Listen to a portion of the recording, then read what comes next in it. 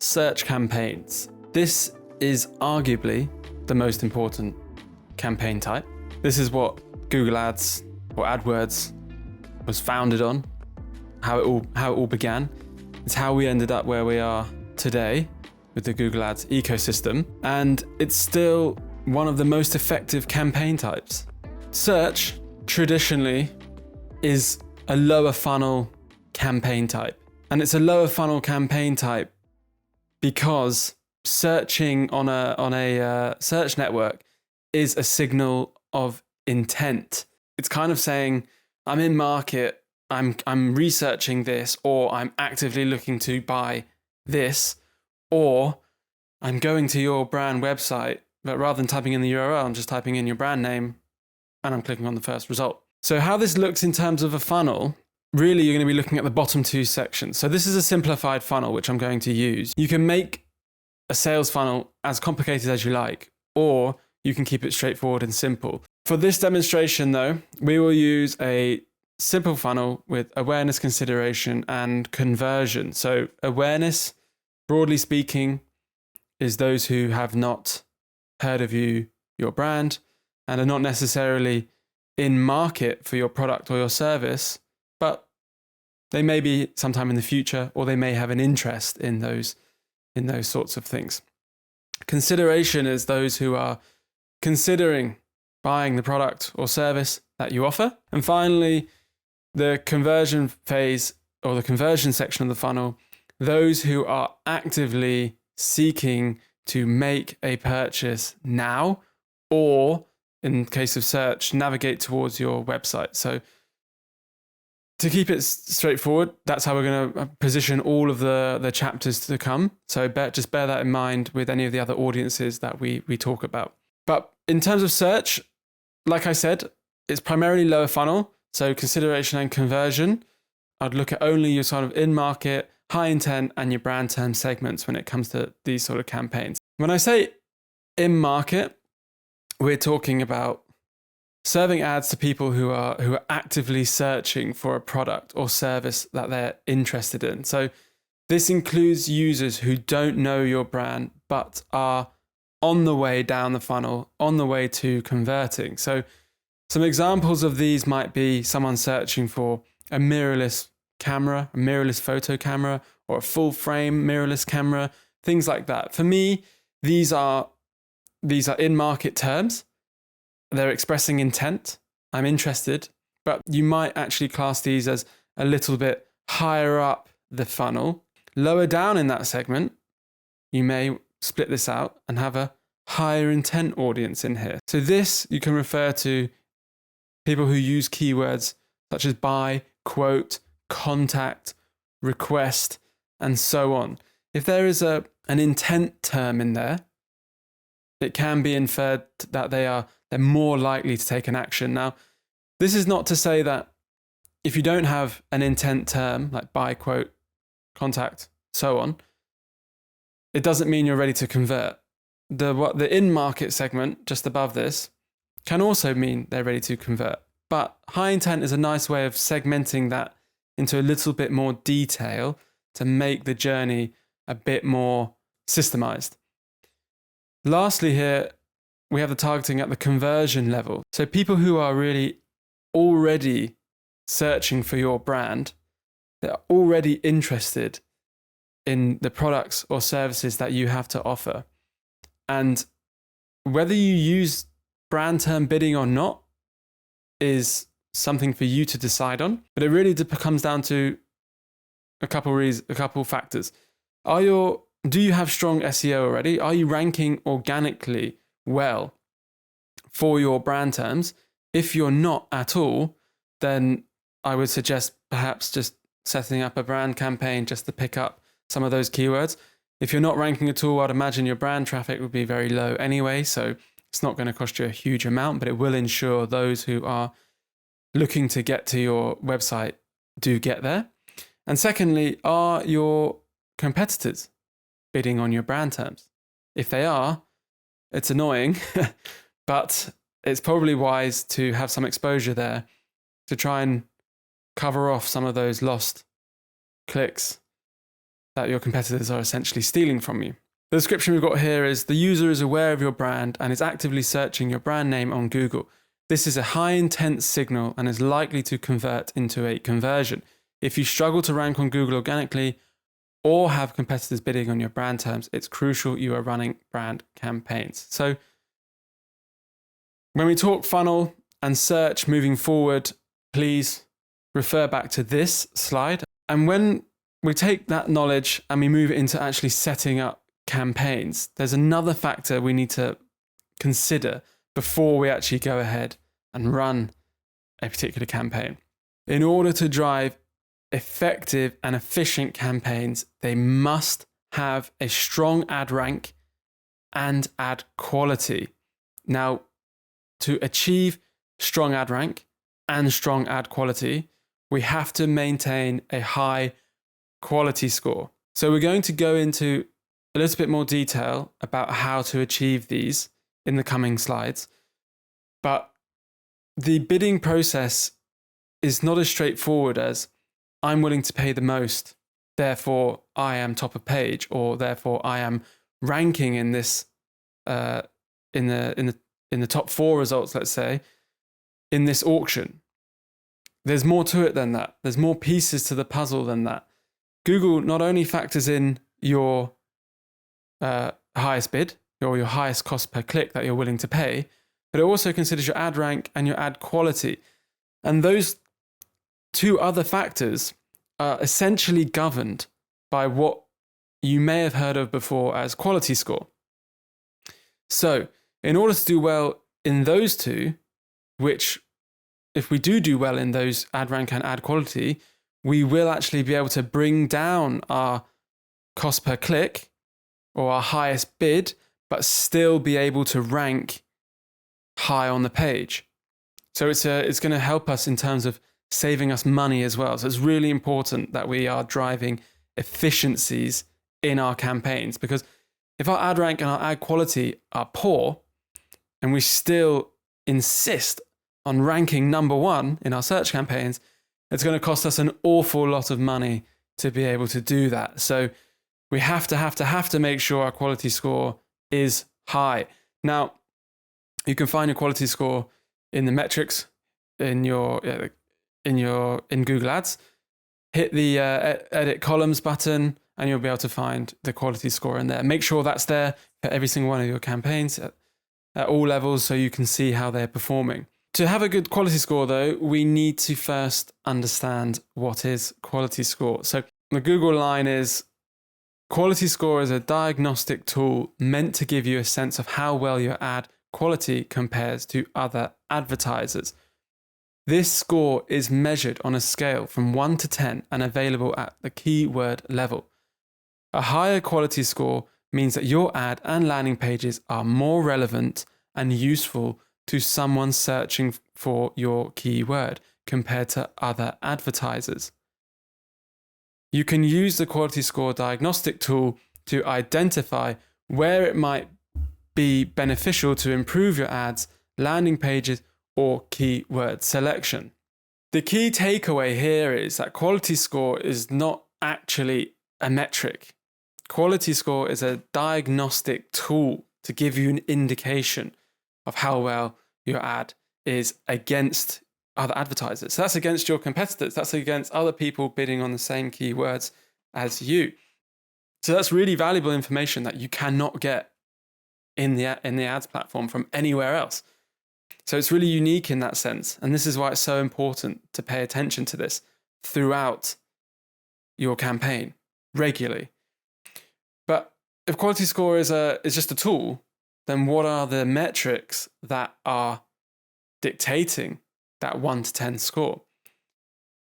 And in essence, it comes down to 3 factors: your expected click-through rate, the likelihood that your ad will be clicked when shown, your ad relevance, so how closely your ad matches the intent behind a user's search, and finally, your landing page experience, how relevant and useful your landing page is to the people who click on your ad. So that all makes sense, and that seems pretty straightforward, but there's some tips and tricks and ways of going about optimizing each of these different factors of a quality score, which we'll touch on in the next slide. Before we go there though, quality score is available at the keyword level. So you should have that, as I said, go into your columns, pull it into the columns and monitor that. However, if expected click-through rate, ad relevance, and landing page experience are also crucial to that quality score, you can also pull those metrics into your keyword level as well in the column section. So I'd highly advise you go ahead and include all of those, or at least your quality score to start with. And if you see a particular set of keywords with low quality score, pull in some of those other metrics and take a look at them, and you'll be able to diagnose what it is that's causing, or which section of those three are causing the poor quality score. So a quick tip there. Moving into the expected click-through rate, this differs from your actual click-through rate because this status considers how the keyword performs within your account, but also across other advertisers, including your competitors, including your direct competitor that you are fighting against here. So it's again another piece of information into other advertisers that you can never normally get hold of that information. So it's really, really powerful stuff and should be used all the time. You should be checking on this stuff all the time. So expected click-through rate. In Google Ads, expected click-through rate is a keyword status that measures how likely it is that your ads will get clicked when shown for that keyword, irrespective of your ads position, extension, other formats. So it's pretty self-explanatory. But this status predicts whether your keyword is likely to lead to a click on your ads. Google Ads takes into account how well your keyword has performed in the past based on your ad's position. The expected click-through rate that is provided for a keyword in your Google Ads account is an estimate based on the assumption that the search terms will match that keyword exactly. This is also done in real time. So in the auction, like during the auction process, it will deploy an expected click-through rate for that exact search term at that exact moment with that exact ad copy available. It will do it all in real time. So it happens pretty quick. It's nothing you can really sort of get in the way of. But what you can take away from this is that the expected click-through rate you'll be given in your columns will show you the average across everything, across that particular keyword type. And within that, it will give you three possible statuses, really. And that will be above average, average, and below average. Now, if you've got average or above average, then I don't think there's much to worry about here. You can probably just leave things as they are. If you are particularly ambitious, you can look at or think about any tweaks that you could do to get them to above average, because this will help. But I think if you're starting a new campaign, let's look at just getting things steady and running. So the priority should be anything that's below average, any keywords with a expected CTR below average. You should consider changing maybe your ad text to make it more closely relate to your particular keyword. Or if you're struggling to do that, then maybe it's the case you need to pull those particular keywords into their own ad groups with their own specific ad copy. These things we will all touch on later, so don't worry if you're confused at what I'm saying. We're going to come to ad structure, and I'll explain a little bit more about those things as well coming up. The second element is ad relevance. So your ad relevance shows how relevant your ads are to the keywords that they are targeting. So again, this factors into the keyword level as well, the expected click-through rate. So there is a little bit of crossover in all of these. But the good thing about this is that some of the positive changes you make to affect one should also affect some of the other metrics as well. So that's actually a positive we can take from that. But ad relevance shows you how relevant your ads are to the keywords that they are targeting. If your ad relevance has a status of below average or average, try these best practices. So again, with expected click-through rate, I would suggest to begin with Just try and clean up any of the ones that are below average first. Make that the priority. Then look at getting those other particular keywords from average up to above average. But in terms of ad relevance, to push the status up, there are three main things you can do, best practice. The first one is match the language of your ad text more directly to user search terms. Now, this is quite straightforward, I guess. This is kind of, I would almost say this is more sort of campaign best practice.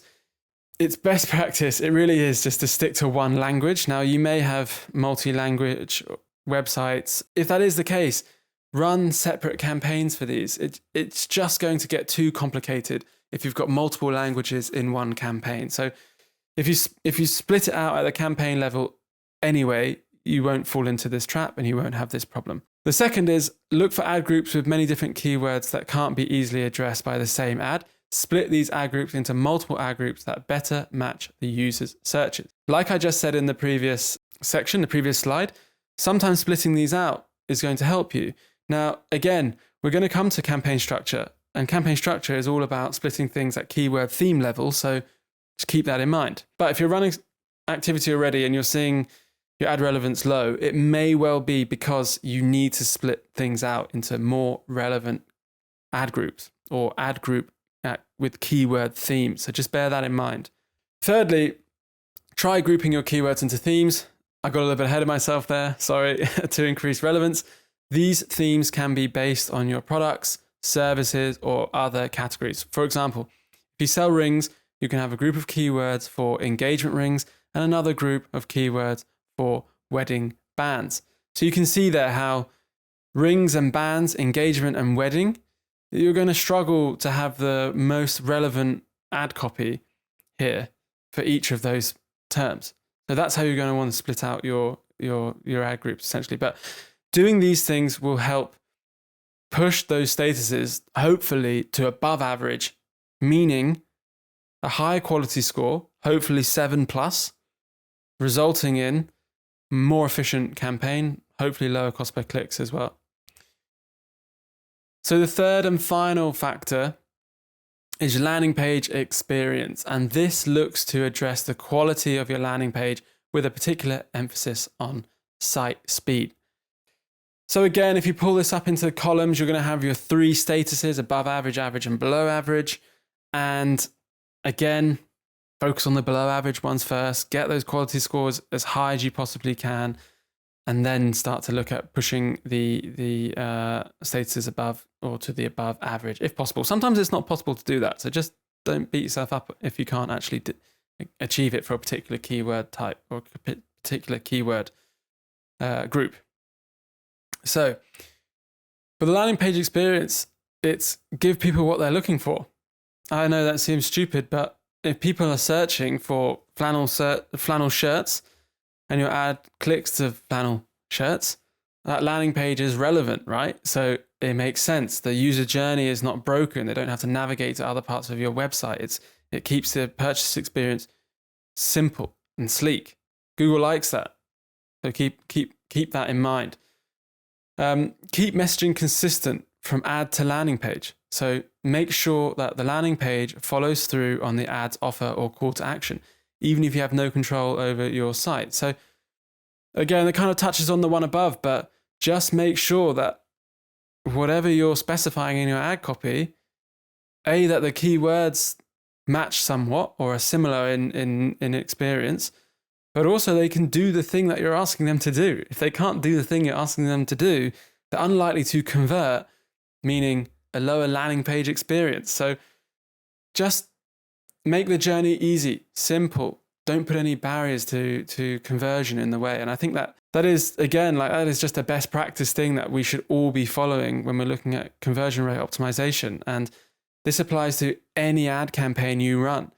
If you're getting a lot of people to site, people aren't converting, you need to look at your audiences and you need to look at your landing pages. Why are they not converting? I digress. Let's stay on track here. Thirdly, try using conversion rate as a proxy for good landing page experiences. So this is great. This is kind of what I just said. If people are landing a consideration audience and they're in market and they're landing on your page but they're not converting, you know the audience is good. but they're not converting. Why are they not converting? So the next link in the chain is your landing page. So what's wrong with your landing page? Why are they not converting? Maybe it's a time to test a different style, a different format, moving the buttons around. All of these things, you wouldn't believe it, but they make a massive difference. And something that you think looks good may not convert well. And something that you think looks horrible may convert well. You don't know. You cannot make any assumptions here with these things. It's something I've learned over the last 10 years of doing these things, is usually what I think will do well isn't necessarily right. So for me, I always follow a complete test and learn approach. Everything I do. Okay, here's the things I think will do well. And here's some other alternatives. Let's test it and let's learn from it. Do they do well? Do they not? Okay, I was wrong. I was right. Doesn't matter. What matters is getting the results. Make your website mobile friendly. I can't stress this enough. I think most people are pretty good at doing this now anyway, so it's less of a problem, but most of the traffic is going to come from mobile. It's just the way life is at the moment. It's the way the world works. Everyone's on a mobile phone. It's so much easier.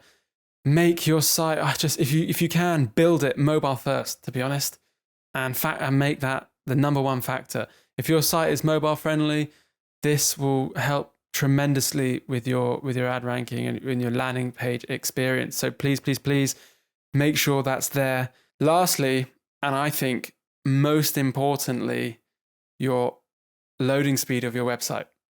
Now this, throw it back a few years ago, was less of an issue and Google paid less attention to this. But now this is a huge chunk of the quality score, not just the landing page experience. It's a huge chunk of what makes up your quality score. If your website takes forever to load, it's going to reduce how seamless the journey is. And therefore, it's going to put a downer on it, or Google are going to say, we don't like that. It's taking 10 seconds to load your web page. We don't like that. Therefore, we're going to rank you lower and you're going to have to pay more if you want to be at the top, which is annoying. But what I will do is I will link, there's actually a Google tool that you can use to test the speed of your website. I'll drop the link for that with this with the materials that I'm going to provide, the extra course materials. Go over to your website, ping in your URL, check your loading speed, and it will also give you tips on how to improve it. Lots of different best practice things you can follow here. This is a huge piece. Don't take it lightly. Please, please factor that in. The last three slides are going to have the largest impact on that quality score. So if you're ticking all those boxes, you should see a quality score of 7+, I should hope. If not, there might be something else fundamentally wrong within your campaign. That might take some further diagnosis. That's covered off the mechanics of search campaigns. Now, we touched on this slide. This is essentially a condensed slide. This is basically just saying that search campaigns are text-based to reach relevant people. You have a headline, you have a description, you have your assets. We will touch on assets in the next slide because there are a lot of them you can choose from. And the combination of all of those things create your ads, which rank at the top of the Google page, above the organic page. Remember that. This is why if you're not ranking for your own terms, then this is why you want to be bidding on your brand terms, because you're going to be number one. You're going to have limited to no competition, so you'll be able to pick up those clicks cheap, and you're going to get those high intent audiences. And lastly, we know within the campaigns we build at the keyword level, we have 3 types. So your broad match, which is your loosest match type. Ads may show on searches that are related to your keyword, which can include searches that don't contain the keyword terms. You've got phrase match, the middle setting, I guess, the one in between. Ads may show on searches that include the meaning of your keyword. The meaning of the keyword can be implied. So again, touched on this, but this is all about what Google deems to be the same meaning, may be different from you or your definition. So keep that in mind and ensure you're running those search query reports regularly to get on top of any keywords that you shouldn't be bidding against and adding them to your negatives. Lastly, you've got your exact match. So ads may show on searches that have the same meaning or same intent as the keyword. So it's not really exact match, but it's the way Google's moving, and that's okay. We just have to adapt around that. All of these things can be good and bad, but all I know that it means is that more search query reports are required even at the exact match level. But I wanted to touch lastly about the different asset types. Now, if you run search campaigns in the past, you may know them as extensions. Google has now bucketed all of these into assets. So that's not just for search campaigns, it's for all campaign types. You now have your ads and your assets. And assets are content pieces that make up your ad with useful business information, essentially giving people more reasons and more options to choose your business. Google buckets them, the different assets, into 5 different buckets. Bucket number 1, get customers to buy from a location. And for this, they have location asset. Encourage people to visit your business by showing your location, a call button, and a link to your business details page. So obviously this is great for people with businesses or brick and mortar businesses, physical locations. Number 2 is get customers to contact you. And this is a call asset. Encourage people to call your business by adding a phone number or a call button to your ad. Pretty self-explanatory. This could be used for leads, could be used for restaurants, you name it. Bucket number 3, get people to download your app. So this is obviously encouraging people to download your app, available globally for Android and iOS mobile devices. So I think this one speaks for itself. If you have an app, this could be one for you. Bucket number 4, get customers to convert on your website. Site links. Link people directly to specific pages on your website. This is great. Site links help by giving you the most real estate within the search results. They really do take up a lot of space. If you listen to anyone else about successful search campaigns, you will hear a lot about you want to take up as much real estate as possible on the search page, and that is true. The bigger and larger you can get your ad, the better. Now, it's always going to change based on what Google deems and what Google has to offer at the time. But if you're giving Google lots of different site links to choose from, it's more likely you're going to have a larger ad, a larger format, which is going to take up more space, which is going to make you more prominent, and it's going to have more of an impact on the people searching. So that's really important. And it can also direct people to different parts of your website. So actually, the main URL may be sneakers, but someone's looking for Nike sneakers on your website, and you've actually got a site link underneath saying Nike sneakers and directing to the Nike sneakers page. They may actually click through that instead because it's much more relevant, but they may have only searched for sneakers to buy. So they're great in terms of increasing that click-through rate as well, so which we know is another important factor driving success. Secondly, we have call-outs, so add additional texture ad like free delivery or 24/7 customer support. These are essentially just pieces of information you can provide.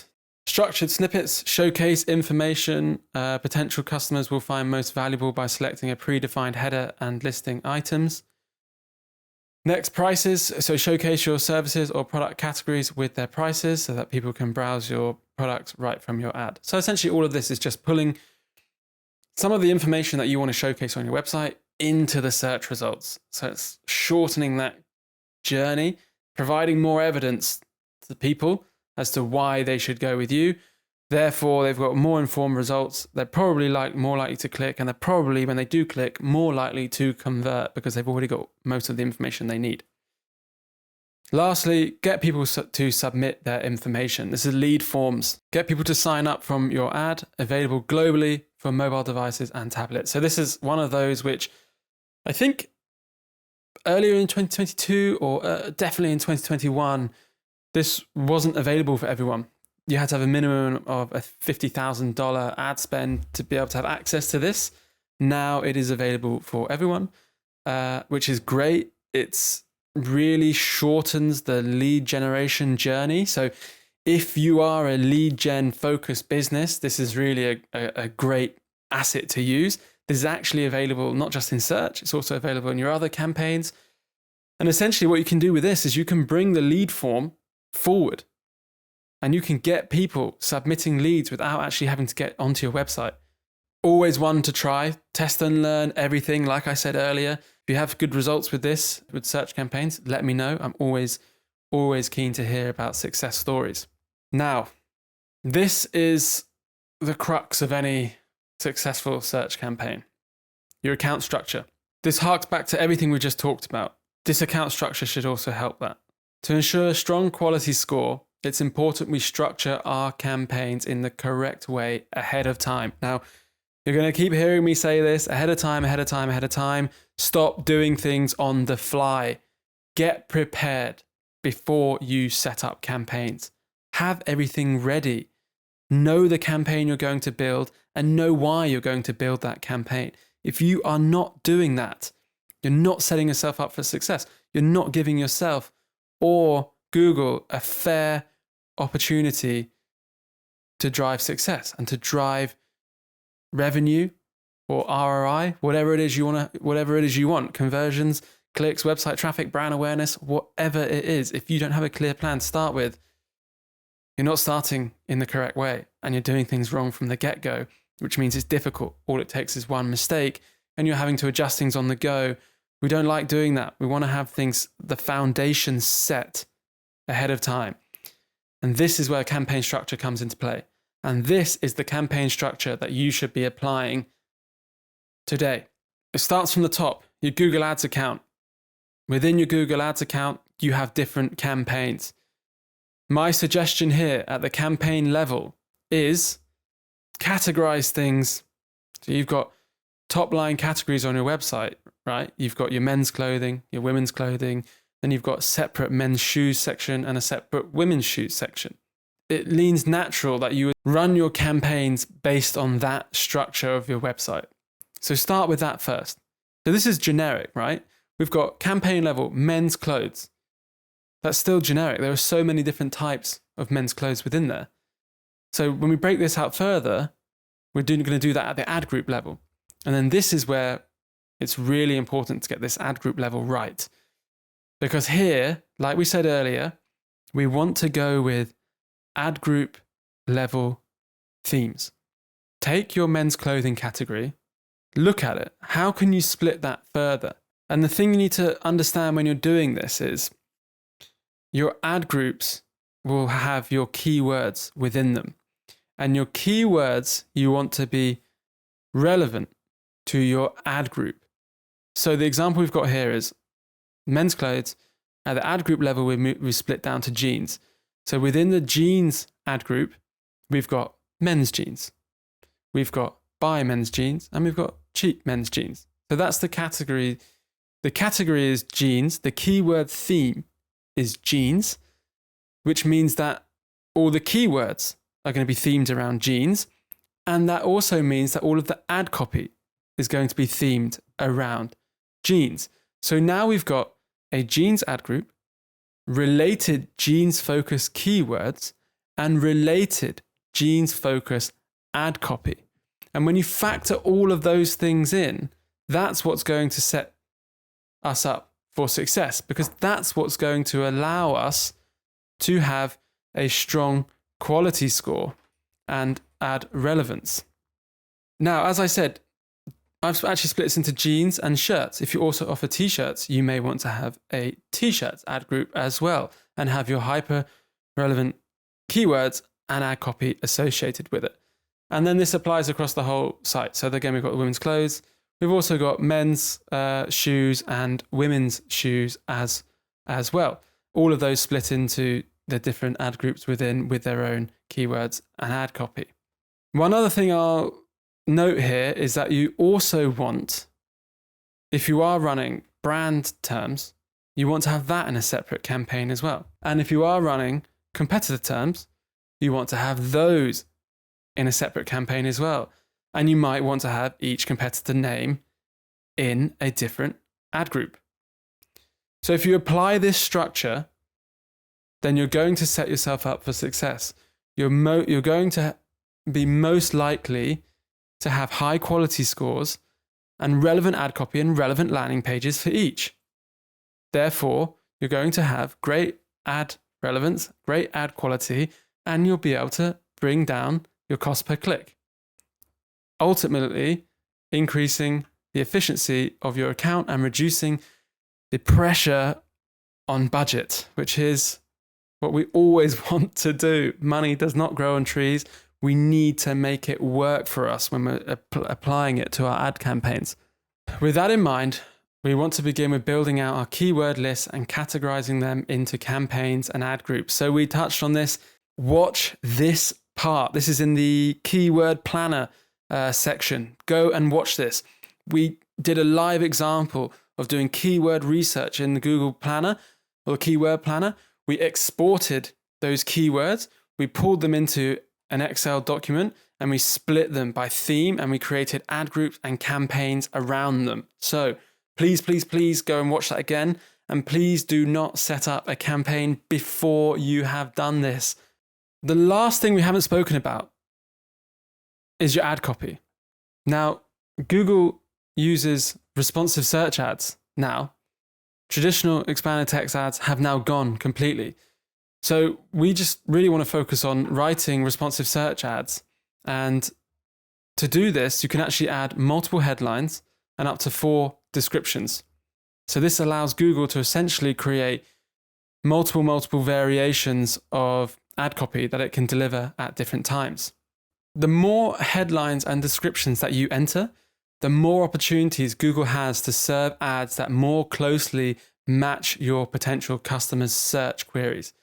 So remember, we want to set ourselves up for success here. So if we give Google more options, and we know Google's the one doing the matching, right? So Google's saying, okay, hey, this description, this description and this headline combo are super relevant.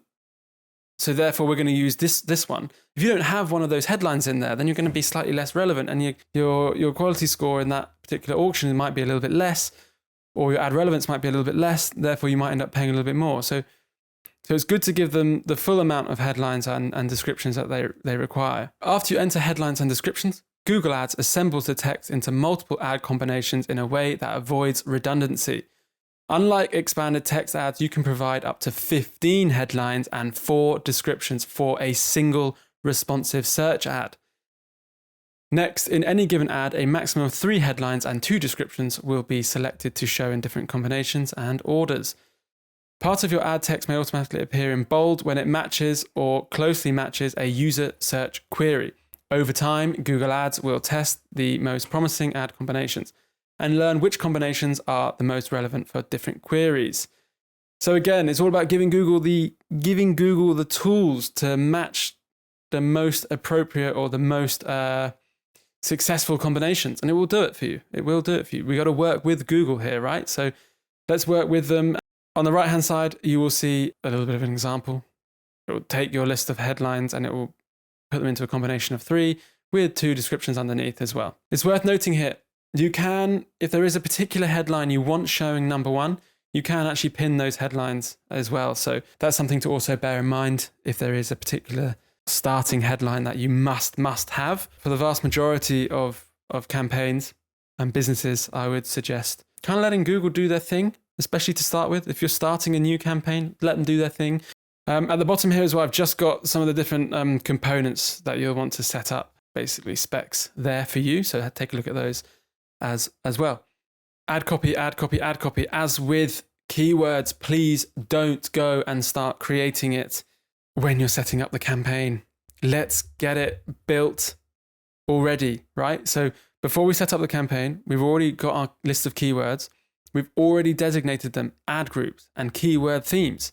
So it makes sense to go in and start writing your ad copy before you set up the campaign. That way you've also got it externally saved on your computer or on a Google Sheet or whatever it may be, and you can come back to it, you can look at it, you can tweak it, you can make changes. You've got a history, a record of the things that you did. Hey, in 2 years' time, you may look back at that ad copy that you've written and be like, what was wrong with me? What horrible copy. I can't believe I wrote those things. I can't believe I paid money to advertise that copy as well.